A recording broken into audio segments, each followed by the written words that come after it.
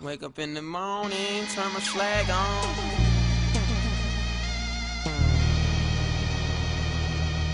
I'll hold you down.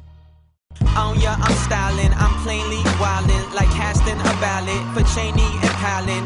Get up in a chick's life like I'm Prince Valiant. Break her down till she can't sleep without the Valium. Rhyming only when the cameras come. What's going on? This is Paul McCartney with AtlantaGotSoul.com. We're here covering the new A3C events for A3C as well as New Era flagship store. And we happen to run into one of the artists, Long. You wanna take it back? Well, I'm good. My backpack got an axe to cut my own path through the woods. Good to finally meet you, man. What's up, bro? Good to see you down here in Atlanta, man. So let's talk about your music. What type of impression do you feel like your music is leaving on hip-hop as a whole now? Because hip-hop has sort of changed recently. So how do you feel like your style is influencing other artists or at least producers in order to change the face of hip-hop? Wow. I don't know if my influence is spread enough for it to... No, for real, I don't know if I'm at that point yet where people actually are influenced by me. But, you know, I guess I'm contributing something positive to the hip-hop game. So I guess that could be my way of uplifting it. But a lot of people are doing that, man. There's a lot of good rappers right now. So if I could play any part in it, it's cool. You know what I'm saying? So who influenced you in your career? Oh, wow. Like rap-wise? Pun, Pharaoh, Mos, Jay, Nas, M, Royce, you know, dope guys. I've said their names in every interview, so if any of y'all hear me, please, man, let's get some work done, you know what I'm saying? Right. Yeah. So you mentioned being a part of the new school. What artists do you listen to or do you admire that are part of the same, I guess, peer group as yourself?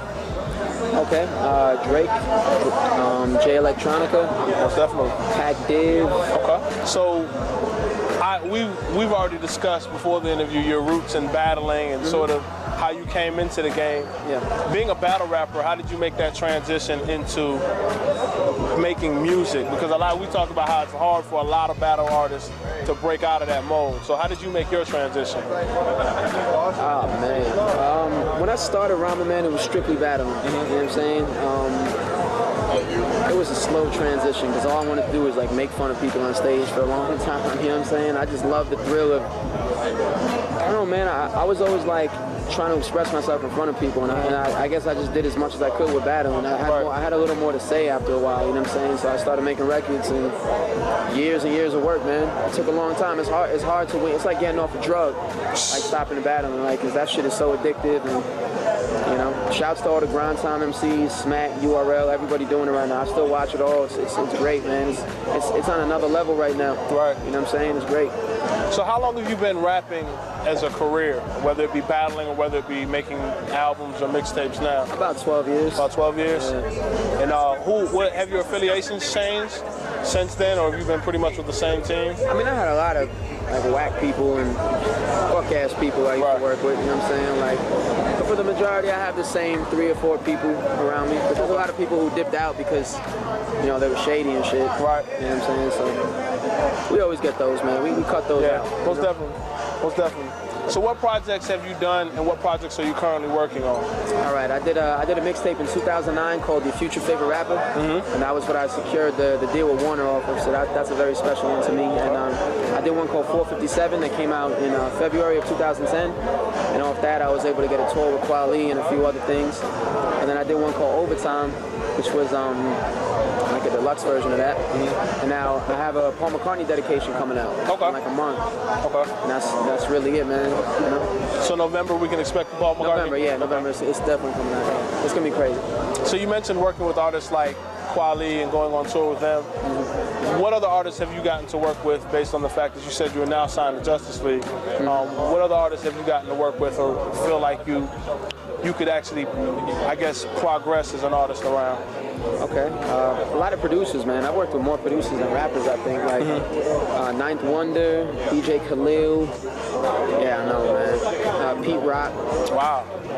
I got to chop it up with Primo a few times because we did the BET Awards cypher together. Okay. I got to sit by him at the awards. That was dope. Wow. Man, Justice League was amazing. I mean, dog, just so many people, man. Like S1, he did Power for Kanye West. Right. Walking around, that's one of the best new guys in the game. signed. Me and the business are gonna do some work. I just, man, hopefully Rico Wade, a whole bunch of people, man, like producers. I've been working with a lot. That's what's up. So, shouts to all y'all. Thank you for helping me out. Right. So being the fact that Where Atlanta Got Soul, we kind of tap into the streetwear aspect of things as well. What's your take on how hip-hop influences streetwear or fashion in general? I mean, it's everything. The funny thing is, the first person I saw sagging skinny jeans was Drake on stage on one of his first shows. When he did the SUNY Purchase show, one of those. And I ain't seen no kids on the street doing it before that. You know what I'm saying? That was a long time ago. Right. So I think hip-hop has a direct link to what kids in the street are doing. Like, I'm pretty sure these kids are watching exactly what these rappers are wearing and wearing it. And there's nothing wrong with that. Nothing wrong with that. Setting trends is dope. You know what I'm saying? So it's cool, man. I'm with it. You know, it just fluctuates, man. You got bell bottoms, you got Kangos, you got this, you got that. Every fashion runs its course, and it's all good. You know what I mean? So how do you feel about the progression of the game as a whole? Like now, from it being sort of a self-motivated field where there's no label backing you until you actually get a chance to get out there and prove yourself, to where do you see it going from there? My personal career?